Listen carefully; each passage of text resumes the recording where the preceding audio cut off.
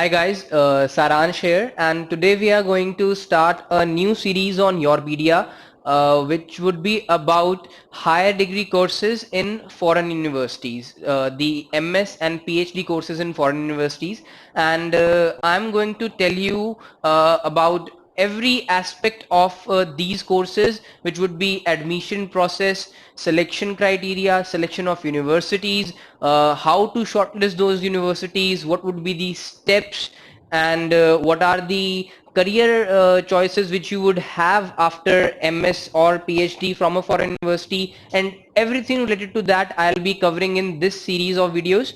And believe me, there are a number of options which are available in foreign countries for pursuing higher degree courses, and the only problem is our lack of awareness. So I'll be spreading that awareness through Yourpedia.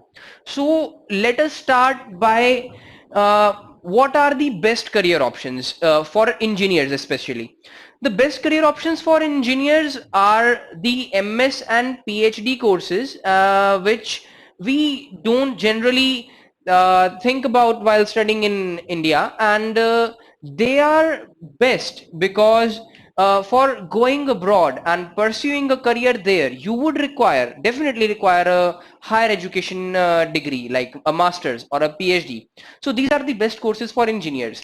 Next is, what are the best countries for MS and PhD in engineering? So the best countries which are the developed nations like this: Singapore, USA, and Europe as a whole continent, New Zealand, Australia. So these are the best countries along with other developed nations such as Japan, South Korea. So these are the best countries, and let me tell you why. These are the best countries for pursuing higher degree courses because most of the higher research institutions which are a good authority in the world for research are there in the developed countries like USA and Japan and Singapore.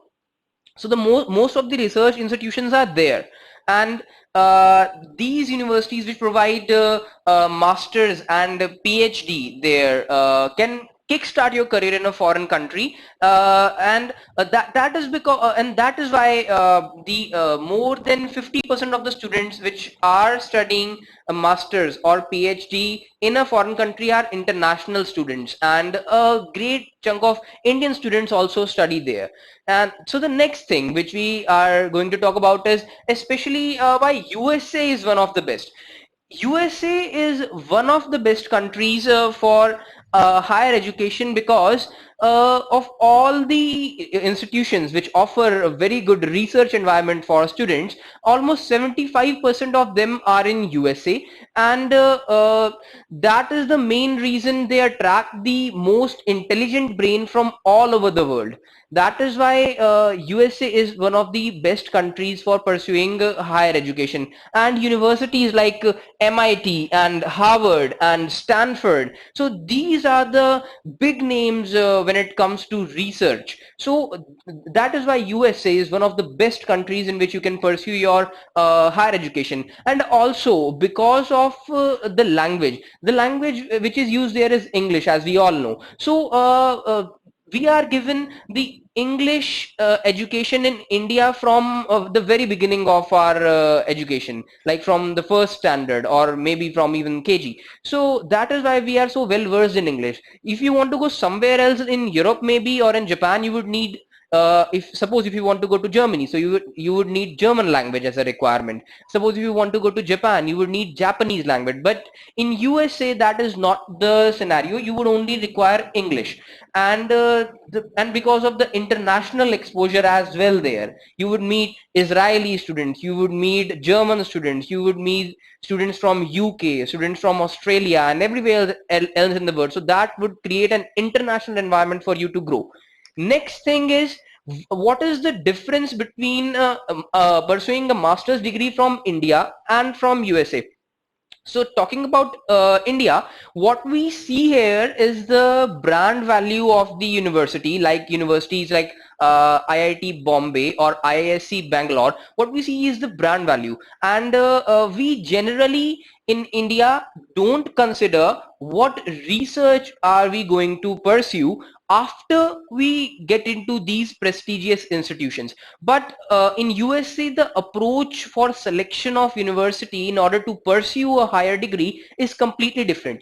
So what is the approach there? First, we introspect ourselves and we see what research are we going to pursue, what interests do we have, and then we shortlist the universities based on our research interests, and not just we just don't pick the big names there. We pick the names of universities and we try to go to those universities which offer a research environment specified and related to our research interest. The next thing is, what are the steps which you have to follow in order to do a MS or PhD from USA. So the first step is your CGPA. So CGPA written here represents every aspect of your academic profile. That would include your mark sheets, your certificates, and maybe the research papers which you have written, maybe even the patents which you have filed while in your early career, or maybe in your BTech. So all these things represent your academic profile. Second is GRE and TOEFL exams. So you would require a GRE score and a TOEFL score in order to go to any university abroad. Some universities also consider GATE, but we are going to talk about that on a later stage. At this point of time, you would require GRE and TOEFL scores in order to go to a university, maybe in USA. And every university in USA have a different requirement for GRE or TOEFL. So you would have to see what university you want to go on, and we would discuss that later. Next is your statement of purpose. Now statement of purpose is something which represents you as a person, and that directly represents your personality and put forwards your point of view towards the university, and that helps the university to judge whether you would be an asset or not. So the statement of purpose would encompass your complete story from the beginning. So how you made your academic profile the worth which is it right now, how you scored so good on some particular test, and what goals and what research interests do you have, and how you would be a great asset to the university. Next is the statement of research. If you want to do a PhD, then you would require a statement of research, and if you don't want to do your masters, then you would require a statement of purpose. And then last but not the least is the LOR, that is the letter of recommendation which you would require from your professors in the BTech program or the BE program, whatever you are pursuing right now. And those letters of recommendation from your professors would show the university that people have actually worked with you and they vouch for you that you are a good student. So that would also help in your admission process, and actually these are some of the very basic requirements.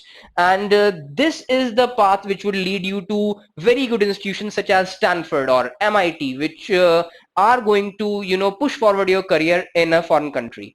And the next is that what are your chances of optimizing the balance between shortlisting the universities and the choices you get for a foreign admission. So you must shortlist minimum of 15 universities in order to maximize that chance. I mean, you need to have a good number of choices from the very ambitious institutes such as MIT, Stanford, Georgia Tech, and towards some of the safer institutes as well. So that is a whole range, and shortlisting minimum of 15 universities would optimize your chance of admission. Now the next question is how to shortlist the universities. Now that is the first and the most basic step which you need to take in order to pursue your master's or PhD dream. Now, the question here is fairly simple, but the answer is certainly not. So how are you going to shortlist the universities? So the first thing which you need to know is the process of shortlisting would depend on your academic profile and your scores. So these two combined together would make this shortlisting process. So this, you need to understand, is different for every individual. It is not some common thing which all of you can pursue. So the main thing is that some people out there might be high scorers, some might be average, and some might be low scorers. So the strategy for shortlisting universities in order to pursue your MS or PhD is different for everybody. And in order to know that strategy, you please wait for my next video, and for all the future updates, please subscribe to our channel and click the bell icon. Thank you.